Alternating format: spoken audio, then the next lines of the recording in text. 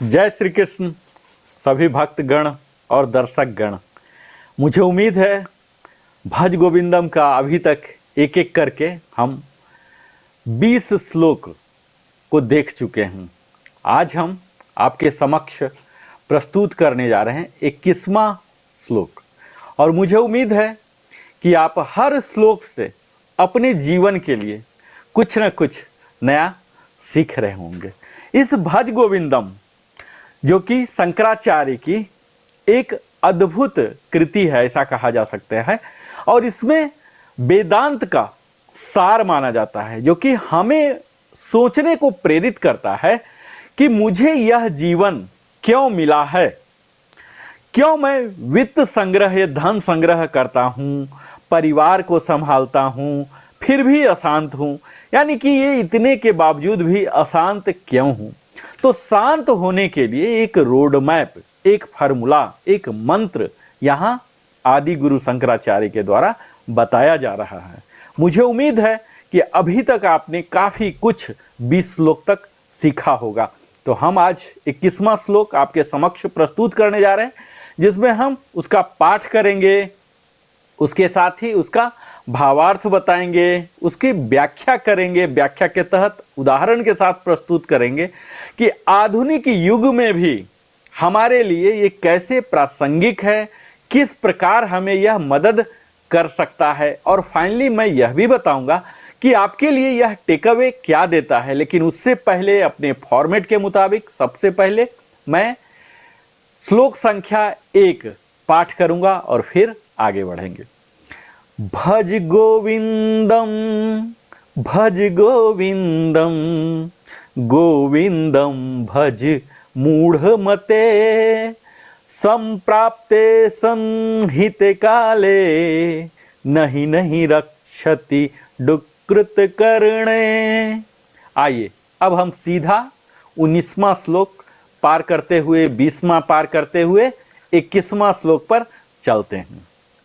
मुझे उम्मीद है आप काफ़ी कुछ सीख रहे होंगे और अगर सीख रहे हैं और आचरण में ला रहे हैं तो निश्चित है अपने परिवर्तित जीवन शैली को, जीवन को, आभा मंडल को परिणत होते हुए आप देख पा रहे होंगे। तो आइए हम 21वां श्लोक का पाठ करते हैं। सबसे पहले पुनरपि जननम पुनरपि मरणम पुनरपि जननी जठरे शयनम इह संसारे वहु दुस्तारे कृपया पारे पाहि मुरारे। अब इसका भावार्थ देखते हैं। बार बार जन्म, बार बार मृत्यु, बार बार मां के गर्भ में शयन, इस संसार से पार जा पाना बहुत कठिन है। हे कृष्ण कृपा करके मेरी इससे रक्षा करें। जीवन के इस चक्रीय सिद्धांत यानी कि संसार के निरंतर जन्म मृत्यु का जो चक्कर है, इसको लेकर व्यक्ति की आध्यात्मिक प्रार्थना को व्यक्त करता है। विशेष रूप से भगवान श्री कृष्ण से यहाँ इस श्लोक के माध्यम से प्रार्थना की जा रही है कि वे अपने भक्त को जन्म और मृत्यु के इस कठिन चक्र से मुक्त करें। यहाँ बार बार जन्म और मृत्यु का अर्थ यह है कि संसार में आत्मा का जन्म और मृत्यु का यह जो चक्रीय सिलसिला है निरंतर चलता रहता है। कोई भी व्यक्ति इस संसार में आता है, फिर मर जाता है और फिर से जन्म लेता है। यह चक्रीय प्रक्रिया तब तक चलती रहती है जब तक आत्मा को ज्ञान और मुक्ति नहीं मिलती है। उदाहरण के तौर पर आप देख सकते हैं कि जैसे किसी व्यक्ति को जीवन का एक लंबी यात्रा की तरह होता है जिस दौरान वह कई बार ठहरता है और फिर उसे नए रास्ते पर चलने का अवसर मिलता है। लेकिन अगर वह सही मार्ग पर नहीं चलता तो वह बार बार उसी रास्ते पर वापस लौटता है। यहाँ कहा जा रहा कि माँ के गर्भ में शयन, तो इसका अर्थ यह है कि आत्मा का पुनः गर्भ में प्रवेश करना यानी कि पुनर्जन्म। यह चक्र बिना किसी धार्मिक या आत्मिक ज्ञान के अनवरत चलता रहता है, जब तक व्यक्ति आत्मज्ञान या मोक्ष की प्राप्ति नहीं करता।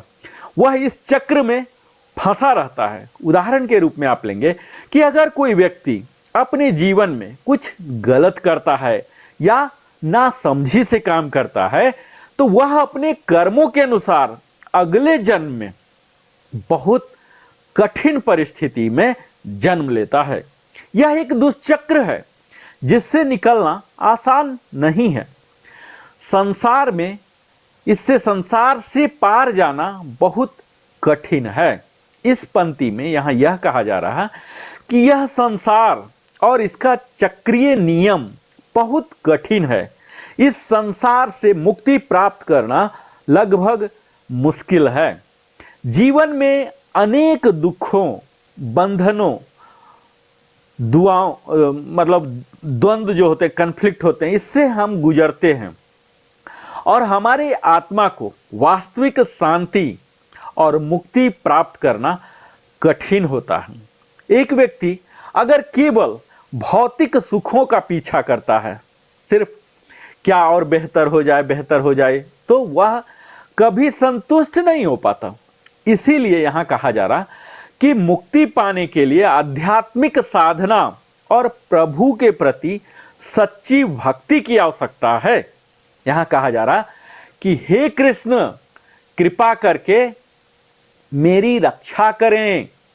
यहाँ व्यक्ति भगवान श्री कृष्ण से प्रार्थना कर रहा है कि वह उसकी रक्षा करें और उसे इस चक्रीय संसार से मुक्त करें।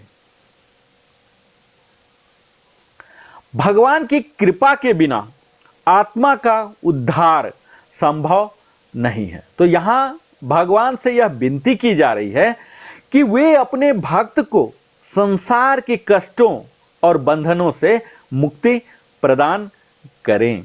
जीवन में कठिनाइयों से जो व्यक्ति जूझ रहा है और किसी उच्च शक्ति से सहायता की कामना करता है, तो वह भक्त भगवान से प्रार्थना करता है कि उसे शांति और मुक्ति प्रदान की जाए। तो यहाँ हम क्या देख रहे हैं? इस 21वें श्लोक में जीवन के उन अनदेखे पहलुओं को दर्शाया जा रहा है जो हमारे अस्तित्व से, हमारे शरीर से जुड़े हुए हैं, जैसे जन्म और मृत्यु का निरंतर चक्र।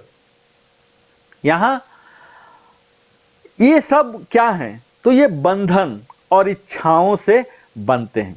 तो इस चक्र से अगर हमें मुक्ति पाना है तो केवल भौतिक सुखों से हटकर आध्यात्मिक ज्ञान और भगवान की कृपा की आवश्यकता है।